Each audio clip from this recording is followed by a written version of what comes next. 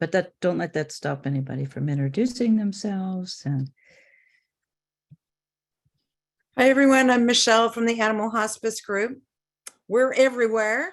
And we're also putting together a video right now that is designed for the shelter rescue sanctuary folks on practical nursing care for senior, ill, and aging animals. So I'd be really interested. More and more of you are signing up for our mailing list. In order to hear more about it, you would either contact me and I'll put something in the chat, or sign up for our mailing list and you'll get notifications. So I hope that's helpful for you. It's being designed especially for people like you in mind.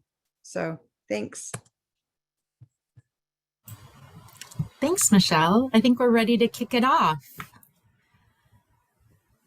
All right. Well, welcome to our call on low impact debriefing. My name is Shannon Roebuck. I'm Executive Director of Bridging Impact, and my fabulous co-host is Allison Cardona, State Director for the UC Davis Corrett Shelter Medicine Program.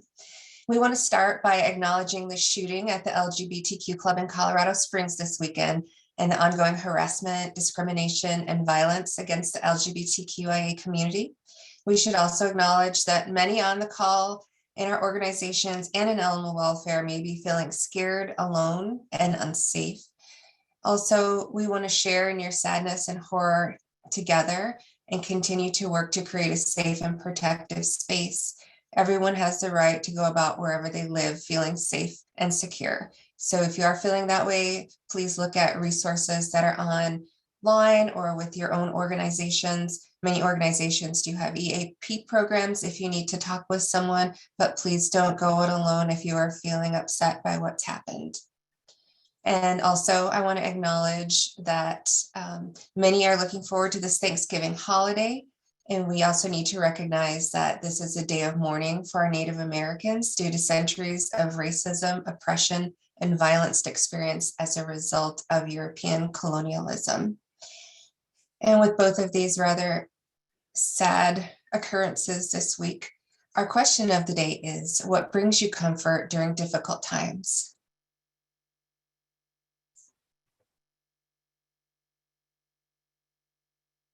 For me, I guess what brings me comfort is being able to tell my dog to give me a hug and just laying there with him, and I think he can sense when I'm feeling upset or when I'm crying. So he's a great comfort to me. Thank you. I see a lot of other folks share that with their pets and family. Music, really bad dad jokes. That's funny. Cat snuggles.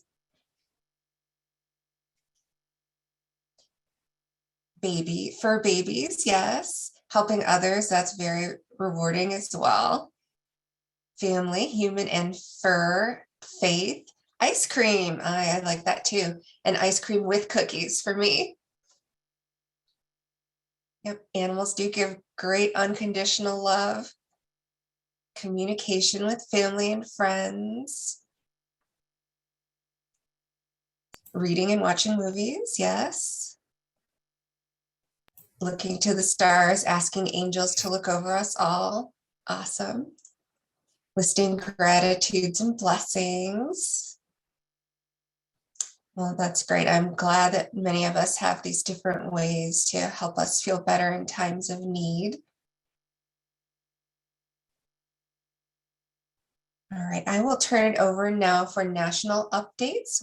We'll have about 5 minutes for that. So if anyone has an update, they can unmute and please share with us.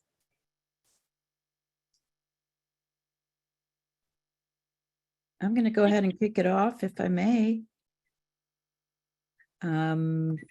Anybody who is interested in new research on treatment for cats in hoarding environments, I highly recommend this webcast coming up next Thursday, December 1st. It's with our own Dr. Sheila Sagerson and some people who are doing good work about gabapentin and the behavior modification for shelter cats, especially from hoarding situations. So I'll put a link in the chat for you to register. Thank you. Hi, everyone. It's Summer from Cuddly.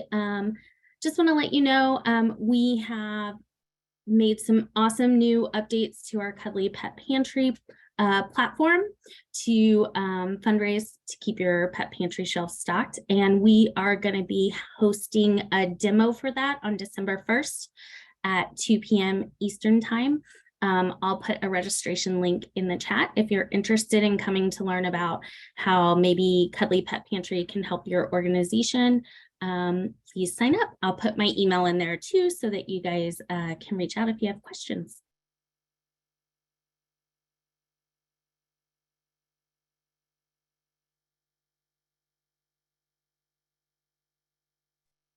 Hey everyone, Charlotte from Maddie's Fund here. I wanted to let you all know about a new grant giveaway that's happening on Maddie's Pet Forum.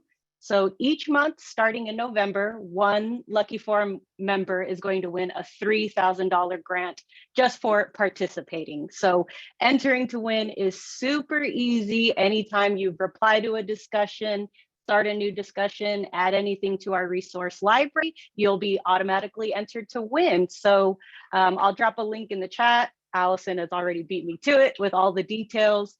So feel free to reach out if you have any questions, and I hope to see you in the forum. Thanks so much, Charlotte. This is Amber E. from Maddie's Fund, and I just wanted to quick say that that is separate from the grant that you can win just by joining this call.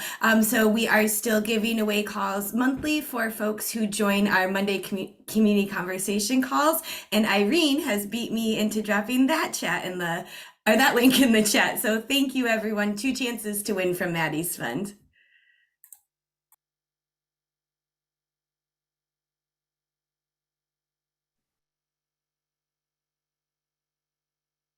Do we have any other updates anyone would like to share?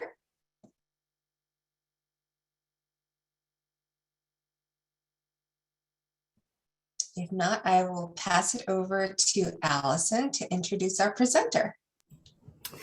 Thank you so much, Shannon. I'm really excited for today. And I have to also give a shout out to the steering committee. There's a group of folks who help to plan these calls, and just really grateful to the Maddie's team for creating this space and supporting all of this. And the idea for this call came from Shannon Roebuck and Renina McCaskill in thinking about a way to build a community and to really talk about the things that impact us and how we can debrief with one another. And so we didn't want to do this haphazardly. We wanted to do it with intention.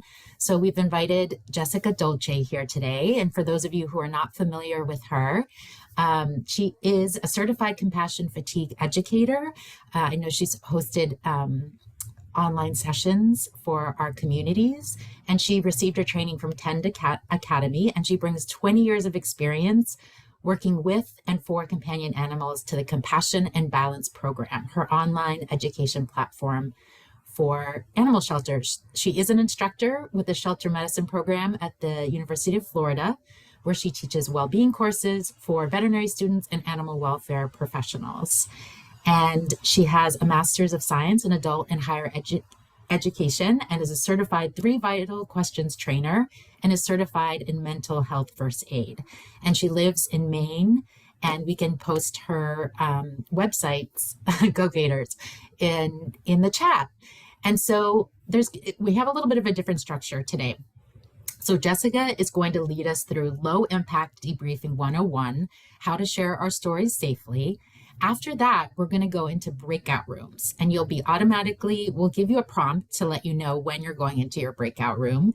And we'll give you some questions to talk about in your small groups. So it'll be about 4 to 5, and then we'll come back as a larger group and just share anything that you'd like to. But basically, research shows that regular structured debriefing conversations significantly reduce the risk of secondary traumatic stress symptoms for helping professionals working in complex stress, trauma-exposed environments. Venting about the difficult things we experience at work is natural, but debriefing isn't what we do in the parking lot after our shift ends. To benefit from debriefing and reduce the risk of spreading secondary trauma to our peers, we need to be intentional about how and what we share with each other. In this brief talk, we'll learn a few simple tips to help us debrief more effectively so that we can safely reflect on and process our work experiences. And I also just want to give a preview for any folks who be like, am I going to be sharing like really intense stuff in these breakout rooms? No, it is not at all going to be like that. They're going to be lighter. Jessica's going to walk us through everything. So yes, thrilled to have Jessica here, and we'll turn it over to her. Oh, thanks so much for having me, everybody. It's great to see you, Allison. So I'm going to share some slides, and I'll try really, really hard to keep this at 10 minutes. Those of you who know me know that I am a long form kind of lady. So I'm going to try really hard to stay on point. So we're going to talk a little bit about the very basics of debriefing, both for what you might do here today and how you might take this back into your organizations or your house. And so for the purpose of our conversation, I'm going to define debriefing as a structured conversation where your staff has a chance to reflect on and safely express their thoughts on the difficult nature of the work that they do and how that impacts them. So while sometimes debriefing is focused on a specific event or a case that you may have experienced, general well-being debriefing is really just about how we're feeling in general. And so we might talk about something specific or just how the work is impacting us overall. That's not quite what we're going to do today because it's the very first conversation that you all are having, and it's smack in the middle of your workday, and we haven't done this, all kinds of reasons why we're going to take it slow. So again, I just want to make it really clear that what you will be talking about are not the negative impacts of the work. We're not going to talk about trauma. We're going to talk about the positive ways that we're impacted by the work that we do. So just, you can let your nervous system relax. We're not going to surprise you with really intense prompts. But it is important that at some point we need to talk about the difficult nature of the work and how we're impacted by the trauma that we're exposed to every day. Some of us are exposed to primary trauma on the job. That's when the traumatic event is happening directly to you. Many of us experience secondary traumatic stress or secondary trauma exposure every day at work. And that's when we are technically safe. The traumatic event is not happening directly to us, but we are bearing witness to an animal or a person who is experiencing a traumatic event.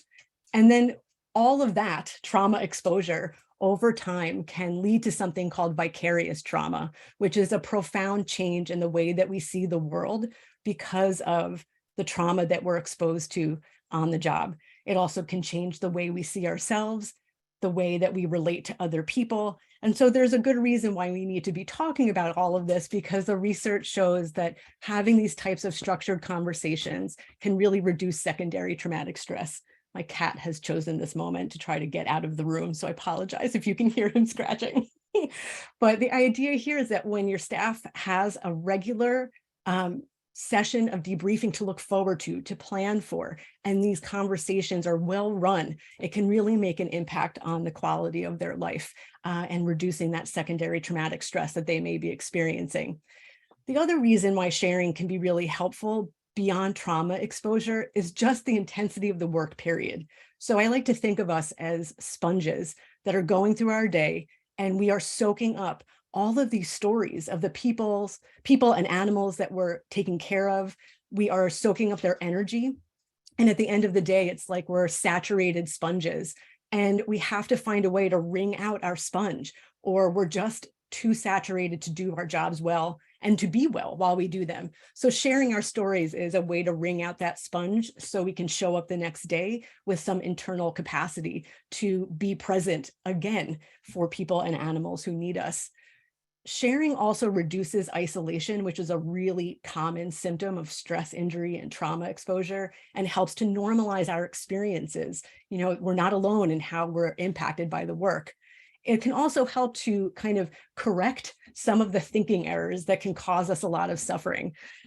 So one of the things that tends to happen is we can get really caught up in beating ourselves up or feeling guilty about how things turned out for the animals or people we serve. And sometimes reflecting on what's happened can help us to see things a little bit more clearly. It strengthens social support, which is a critical part of your well-being. The research is pretty clear that social support may be more effective even than self-care. We really, really need each other. And so this is another way to strengthen that bond.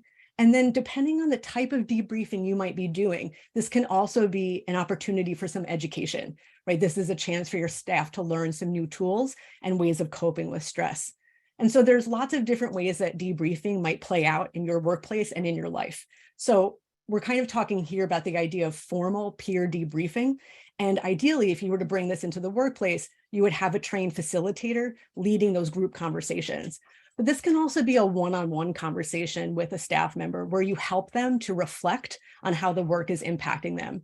There's also critical incident debriefing, which is a whole nother kind of debriefing altogether. And then there are those informal conversations like in the parking lot, in the hallways, in your office. And that's a kind of debriefing as well. And we do it at home, maybe with a therapist, maybe with family and friends, and with peer groups as well. No matter what kind of debriefing you are doing, we always want to apply low impact debriefing to those conversations, whether it's in that formal group or it's in the hallway. We really want to think about how we are sharing the gory details of what we've experienced so that we're not fire hosing the listener with a lot of slimy details, like all that trauma. We need to be careful of how we expose other people to the trauma that we have been exposed to. And so the very first step of low impact debriefing is that self-check. It's self-awareness. It's slowing down enough to kind of realize what you're about to do and to pump the brakes, to check in, to figure out how much do I even need to share in order to have this conversation be helpful for me, and to just be really mindful of the details of what we're about to share. So this is really slowing it down. You're not just running into someone's office and blasting them. And then the second part is we need to give them a heads up. This is like content warning, but in real life coming out of your mouth. So this looks like saying something along the lines of, I'd like to talk about a really tough experience that I just had. There's a cruelty case, it involved a puppy, right? So that's giving just like a broad stroke of what you would like to talk about. And that allows the listener to have informed consent, right? So the next part of this is you have to ask for permission before you say anything. So, can I talk to you about that case? Is now a good time? And when you're asking for consent, you have to wait and listen to their answer. And they have a right to say no. And so, the answer might be something along the lines of, I just had a really terrible experience, with a puppy as well. And if I hear one more story involving a puppy, I'm going to quit. Like, I can't do it. So I can't listen.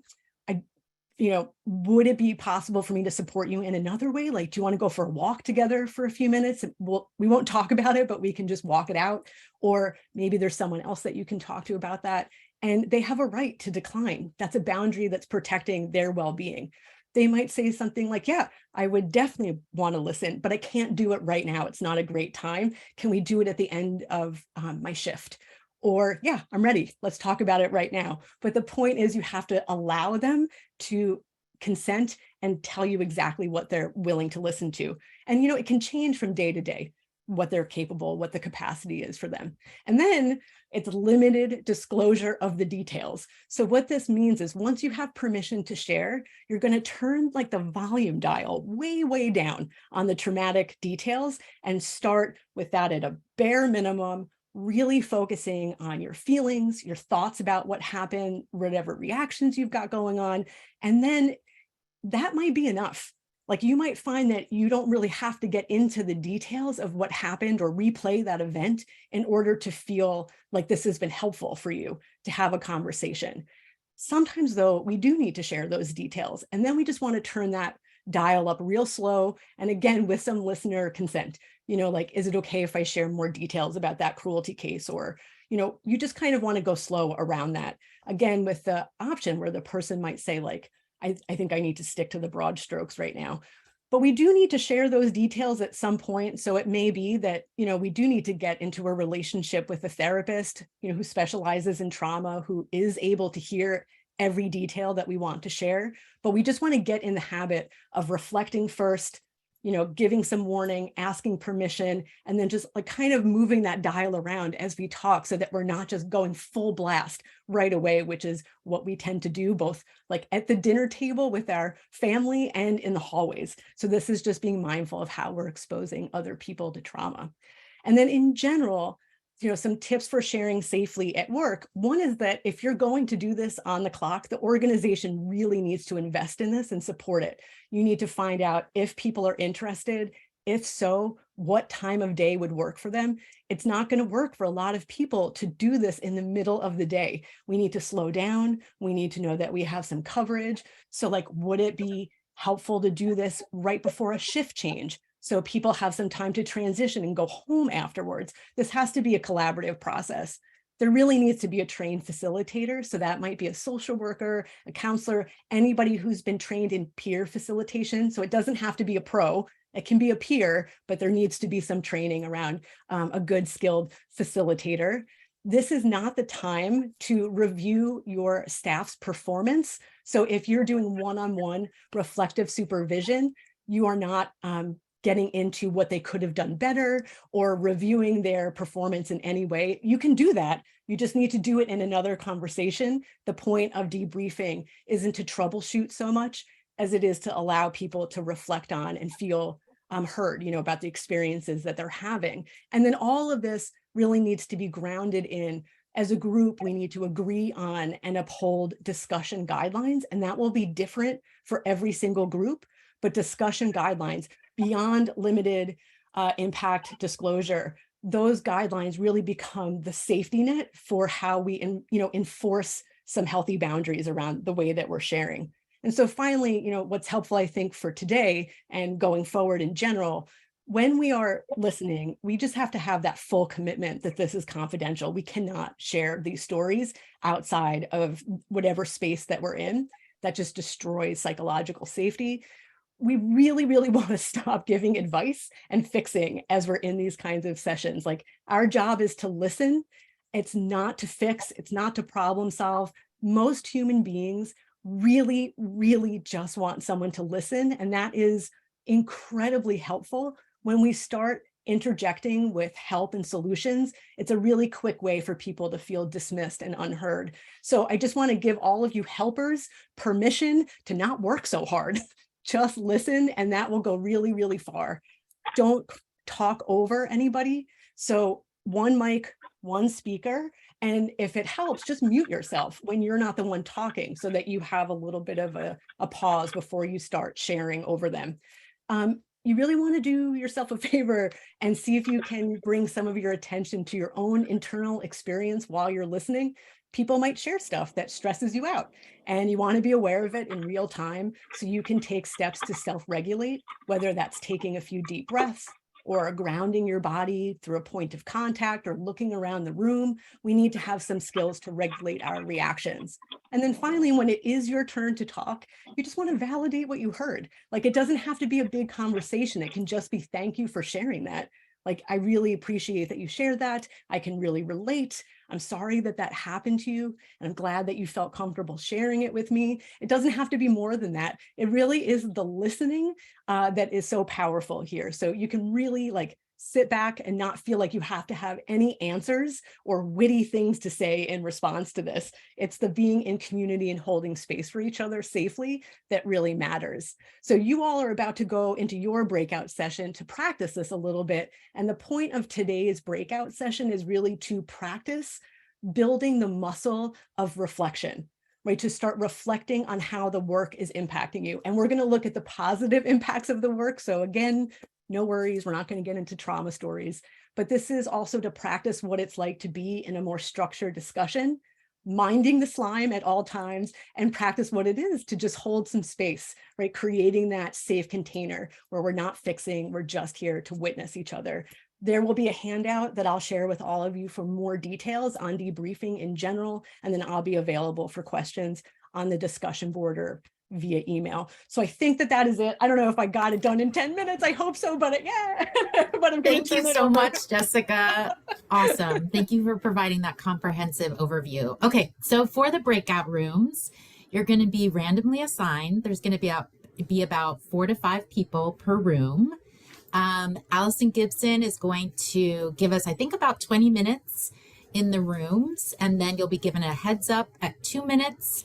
What we ask is you, and we're going to drop the prompts that we're asking you. It's just 2 simple questions. Introduce yourself, share your name, location, years you've been working with animals, and one thing you like to do to de-stress after work. And then the second question is, what is one of your most meaningful experiences working in animal welfare? And where and when have you felt you've made an impact? We ask that you have one person there's no designated moderator, but you might ask someone to keep everyone on track with time and keep responses to under 5 minutes per person so everyone has a chance to share. So, and they're also voluntary. You don't have to do this. So you don't feel comfortable. You don't have to you can breathe and you can come back and reconnect with us at the end of the session, maybe about 10 minutes before we close, 5 minutes before we close. And if you do plan to participate, we suggest you keep your camera on just to create safety. And first name should be used. All right, I think we're all set. Thank you. There will be 3 to 4 participants since we are only doing 20 minutes. So just give enough people, and I will set a timer. So you'll randomly be assigned. It will not be recorded. So, and if you're not comfortable going into it, we totally understand. We do recommend you keep your camera on so that people can see you, but those calling in by phone, we understand that you can't do that, but we will see, just announce who you are. So we'll be here to monitor, and if you have any trouble, raise your hand and we'll come and help. Okay, good luck, everybody.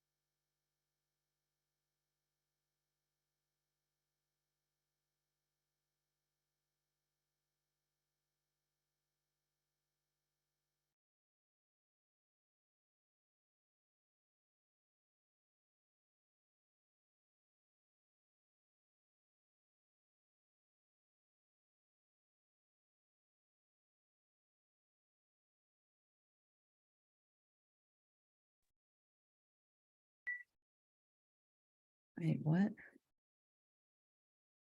Okay.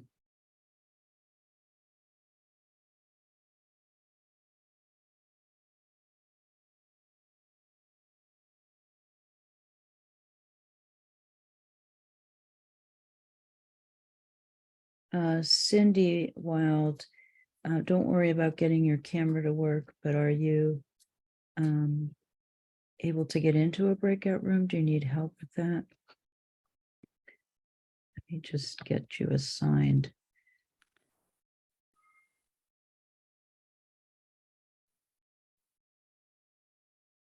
Hi, I was in room 11 and I think I lost my internet connection. Okay, let me help you with that. I'm going to assign you, Julie, to just a minute while I assign Uni to. Thank you. I'm going to put you in room 9, Muni.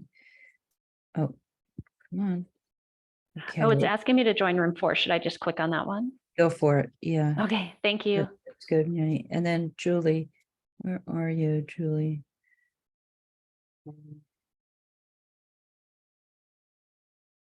Sorry, let me get this to work.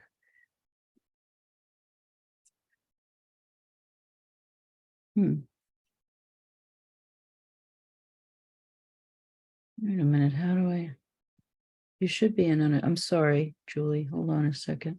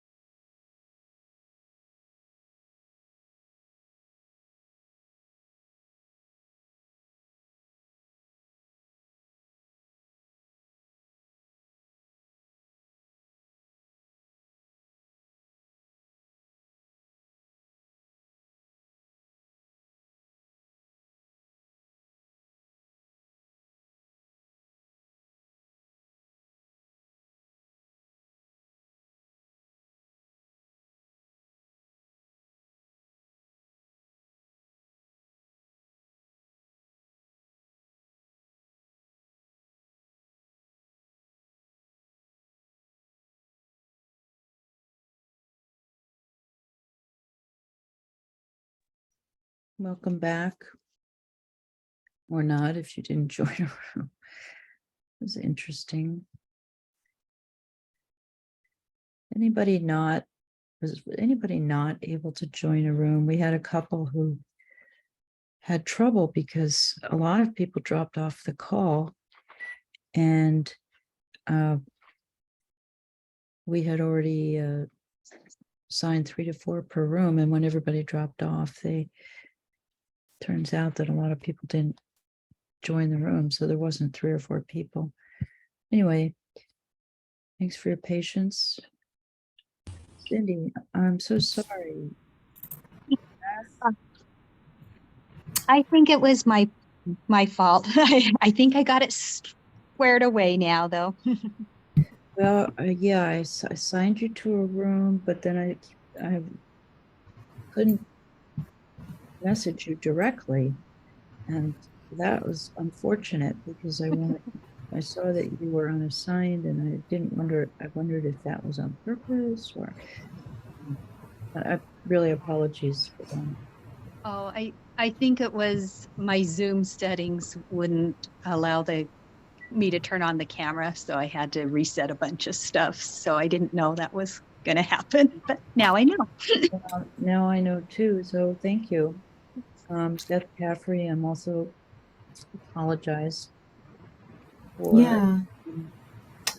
No, thank you so much, everyone. Welcome back to the main room. And thank you, Allison Gibson. This is our first time doing this type of breakout session. So just really appreciate everyone's patience and would love to hear your feedback. You can email us or even pop in the chat.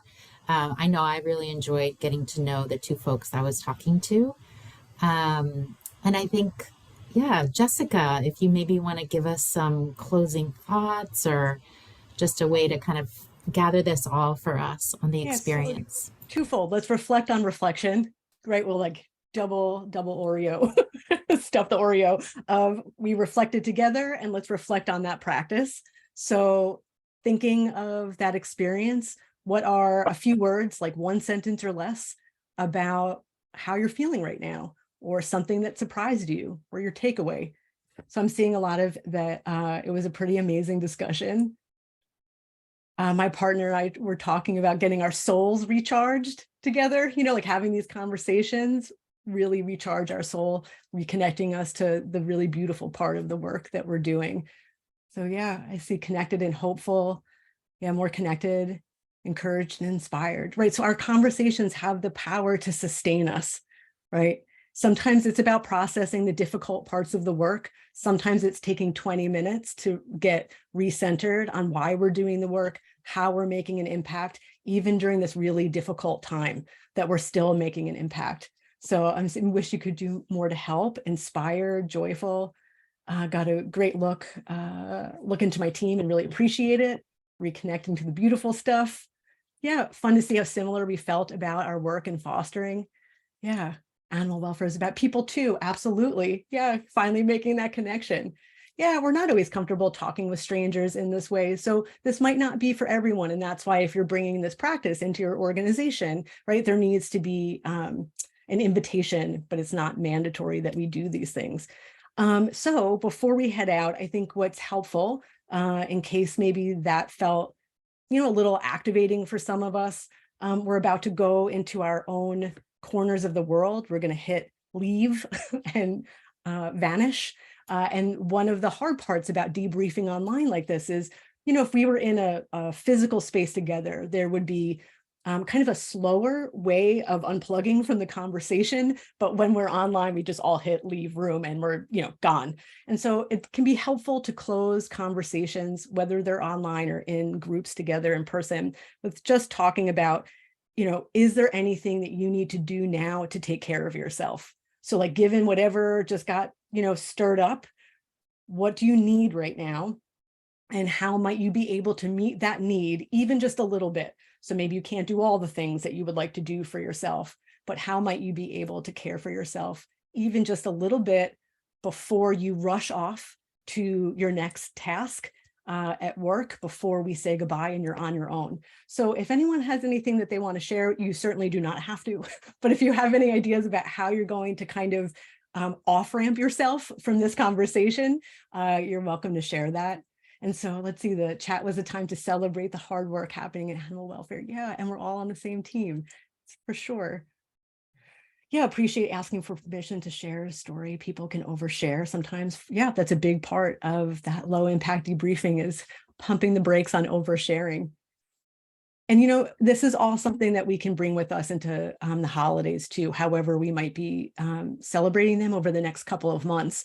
A lot of family conversations, you know, and just dinner tonight. If you're talking with a friend or your partner or roommate over dinner tonight, we can be mindful of the details that we bring into those conversations as well.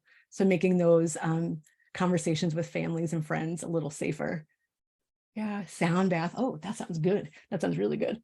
Yeah, setting boundaries, a few deep breaths, drinking water. I'm gonna literally go shake my body out real hard. So as some of you know from other calls, I do Muppet arms. So like I'll do this for a little bit and really like physically shake all that energy that I kind of just absorbed. I'm going to shake it out a little bit and reset, just the way animals like to shake it off and reset after they've met each other. So I'm just going to like Kermit. So yeah, exercise. So for trained facilitators for your staff, you might look into your local social work program. There might be interns that are willing to come in, social work students that might be willing to donate their services because they're in training. There might be a social worker or a therapist or counselor or trained facilitator in your community that would love to volunteer this way. You know, people want to help animals, but they don't all want to work with animals hands-on. So this is something that we can ask the professionals in our community, you know, can you come support our staff in this way? And in that way, you're helping animals as well. Yeah. Thank you so much, Jessica. Thank you to everyone. And thank you to Shannon and Ramina. And yeah, hope everyone has a beautiful rest of the day. And we'll see you not next week, but the week after.